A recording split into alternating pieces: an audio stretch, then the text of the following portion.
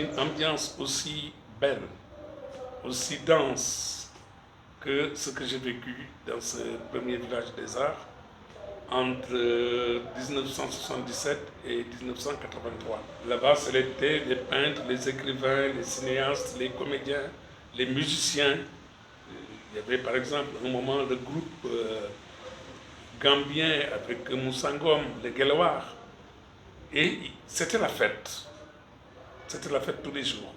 C'était une ambiance artistique qu'on a perdue malheureusement parce que par rapport au premier village, ce village est un cimetière. Et donc il y avait du théâtre le soir, il y avait des groupes musicaux qui jouaient. Il y avait toute cette ambiance-là. Et que ça stimulait beaucoup aussi la créativité. Vous aviez peu de moyens pourtant. Mais oui, mais bon, il y avait une ambiance, un engouement. Il y avait quelque chose qui était, si le terme ici est un peu une sorte d'inconscience. On était jeunes aussi, hein, on n'avait pas 70 ans comme j'ai aujourd'hui.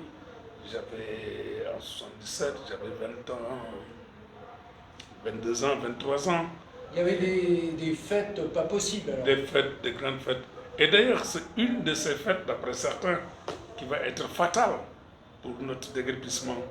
Parce que Joachim va y jouer une pièce qui s'appelait Le lait s'est-il caillé très tôt et qui avait trait à la vie de Omar Blondin Diop, qui a été, certains disent, tué dans les Joëls de Gorée. Vous comprenez aisément que ça pouvait déranger l'État sénégalais, le gouvernement sénégalais.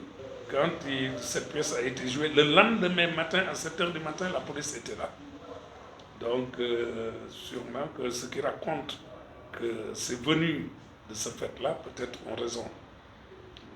En même temps, c'était Diouf qui était au pouvoir à l'époque. Ah oui, Diouf qui n'aimait pas du tout les arts. Il était moins concerné à la fois par Omar Blondin Diop et peut-être par les arts aussi, tout simplement. Les arts, il n'aimait pas. Je peux vous raconter une anecdote que j'ai vécue à l'époque où Pierre Lotz était au Cap Manuel et que je venais d'intégrer ses ateliers.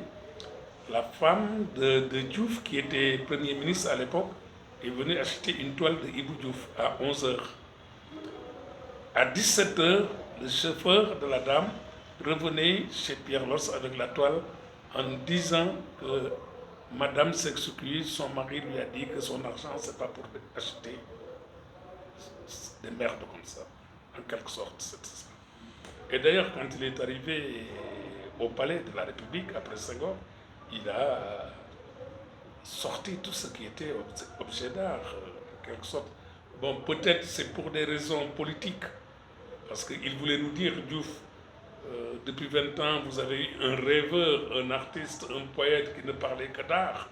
Moi, je vais vous parler de l'huile et du riz, et voilà. Donc peut-être les politiciens, on ne sait jamais de quoi ils sont animés.